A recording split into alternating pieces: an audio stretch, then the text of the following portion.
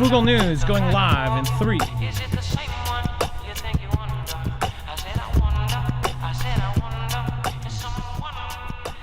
All right, what is going on, guys? It is Adam, a.k.a. Marf, and this is Marfoogle News. We have some really, really alarming stories today because obviously these are things that are happening in dystopian movies 10, 15, 20, 50 years ago, but never in real life. Of course, one of the first ones we have is DHS just confirmed that we have Predator drones flying over the LA protests.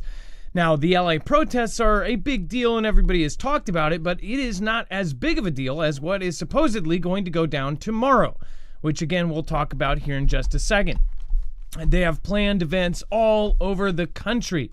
But first, I do want to remind you guys, we're completely independent. We are independent media, which means we are on our own. We don't pick, we don't get to pick a lot of things as far as who we are shown to and everything else. What we do get to pick, though, is our affiliates, and we do pick ones that we think will save your life.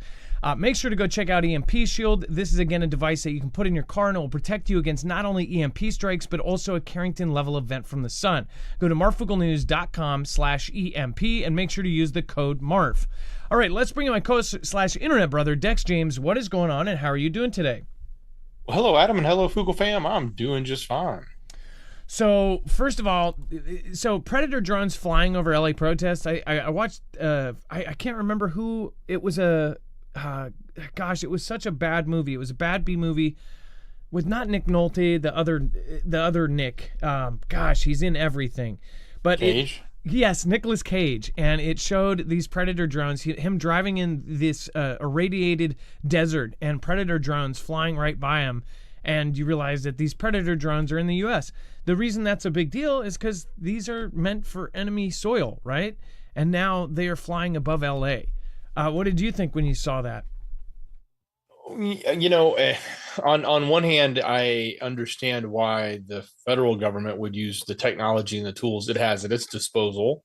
But on the other hand, as a citizen, I also don't like the fact that, the military is going to turn its equipment on its citizens too. It makes me question. But at the same time, we all, we would have our heads in the sand if we didn't think like the NSA and the satellites and all that couldn't be used against us, and hasn't been used against us. It has. So, but it certainly does beg that question. Like, and a lot of people are concerned. Like, should the federal government be using its military gear against on our soil against U.S. citizens or against the population, call it that, however you want to phrase them. And this isn't the first time. I don't know if it was the first time, but we do know, and we covered this back when all of the riots were going on back in 2020, when you had the Floyd situation, right? They actually used it for those. Now, I was in the middle of those because my city was kind of a center for that. So I went down, during Chaz and during all of these events, I was trying to cover them. So I was, up there with my drone, my DJI drone, getting the street murals and all of the crazy crowds and the people camping out at Cal Anderson. I mean, it was a very crazy time. That was the last time that they used these Predator drones. The thing is once you start using these Predator drones inside the United States, then it becomes, normal, right? This is not normal, right? Seeing these Predator drones, these things are absolutely equipped with the most advanced surveillance equipment in the planet. I mean, they can zoom in, and check your newspaper articles out, right? So this thing flying above us is not a feel-good moment. Dex, go ahead. Like what happens when the next Fed case rolls around and they want to investigate somebody? Do they just roll Predator drones because they can, against whoever they want in our country? I know it's easy for people to sort of, it's just, those that are illegal, they're not supposed to be here. Well, it's not that. It's still above us. So, yeah, it's kind of, and the more you think about how that technology rolls downhill to LEO, where does it stop, or does it ever? Do we just continuously feed our military gear downstream? Yeah, after a couple of years, anything that first it goes military, then it goes LEO or law enforcement.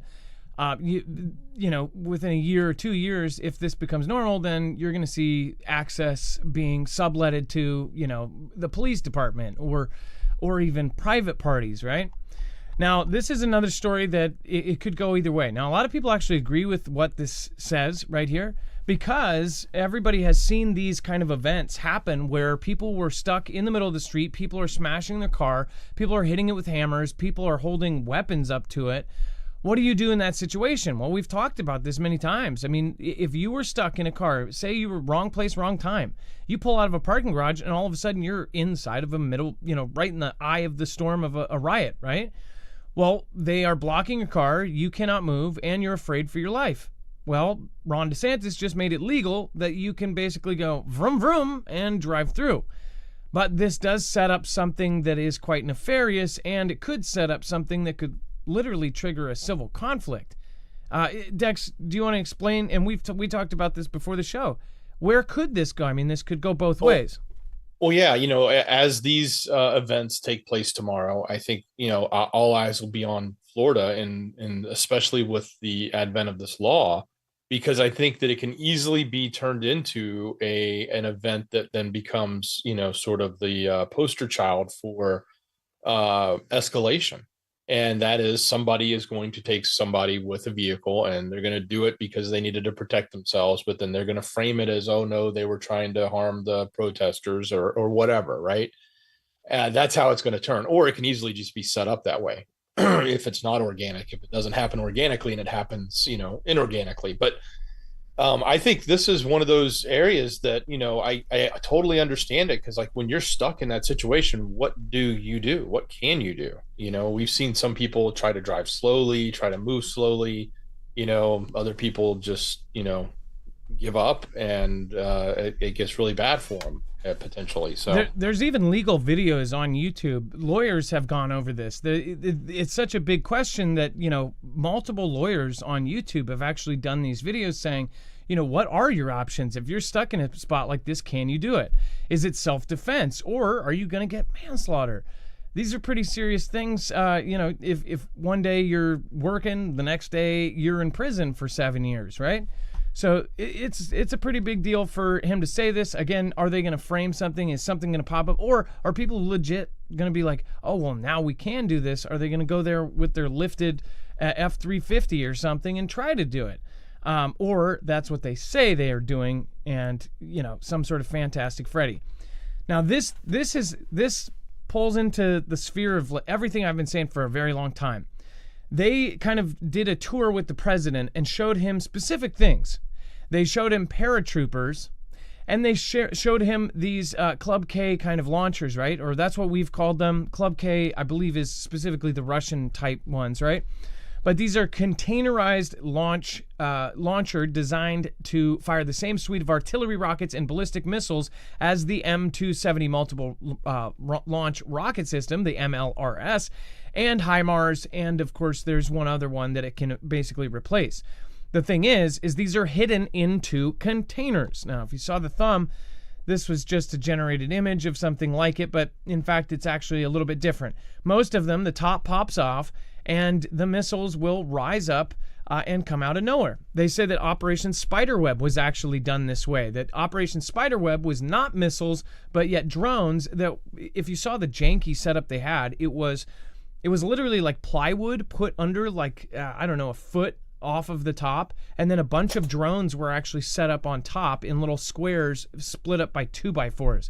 It looked super janky. But apparently that's what pulled off Operation Spiderweb and took out a third of Russia's bombers. Again, we don't know what exactly is true about all of these ops, but we do know Russia's pissed off about it. And now the president's getting this personal tour and being shown this, right? Is this being shown this as like, oh, look at our cool technology? Or is he being shown this because they go, this is a system, this is what we think China is going to do to us? He specifically watches paratroopers, and then he watches this thing in action, a containerized missile launcher. Dex, this thing, considering China's control over multiple ports, and then you have tens of thousands of cargo ships with containers like this. They're the manufacturer. They are the shipper. I mean, they're shipping more out through their country than any other country. It's kind of creepy to think of a container ship pulling up and having 100 of these all open up and hit specific targets. And by the way, these can also have drones. They can have all sorts of stuff in them. What do you think about his tour? Well, yeah, I think these play multiple purposes, not just the container ships, but once they reach land, it's easy to move them around, let them sit, let them lie dormant, loiter, if you want to call it that, transport them across the roadways, and 99% of the people, 99.9% of the people have no clue. We'll never have a clue, unless there's some advanced detection capabilities. It's going to look just like any other container going up and down the highway in any country for that matter, because they all carry the containers. They take them directly off the ships and put them onto flatbeds, and that's a normal process. So if you make it look like one, it's the ultimate disguise, and it can go just about anywhere on land. Yeah, they said that the containers that the Russian drivers carried in, they were clueless and they just drove them to the spot and dropped them off, and then they opened up and did their job, right? Well, this, even the fact that he's visiting these bases, you just had Fort Edwards Air Force Base. The Brigadier General ended up saying that he is preparing his California base for a Pearl Harbor type event. He believes that this is something that is a possibility, and in him and Mike Minahan's opinion, is a probability. So what kind of Pearl Harbor event are we expecting, right?